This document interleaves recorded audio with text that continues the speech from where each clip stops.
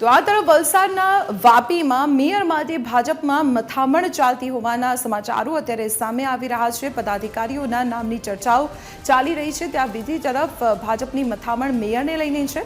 વિરોધ પક્ષના નેતા તરીકે કોંગ્રેસે નામ જાહેર કર્યું છે। વાપી મનપામાં પીરુ મકરાણીને કોંગ્રેસે વિરોધ પક્ષના નેતા જાહેર કર્યા છે।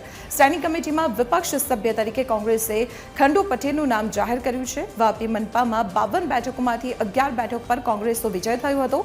કાર્યકાળ દરમિયાન વિરોધ પક્ષ તરીકે લોકોના પ્રશ્નો ઉઠાવવા કોંગ્રેસનો નિર્ધાર છે।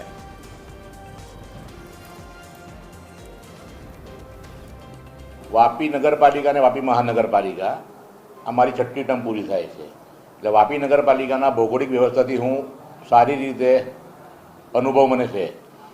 વાપી મહાનગરપાલિકા બન્યા પછી જે પણ નવા ગામડાઓ એડ થયા છે કે વાપીના જે સમસ્યાઓ છે એનું નિરાકરણ નગરપાલિકા મહાનગરપાલિકા તરફથી થશે, તમે અમારો સાથ સહકાર મળશે।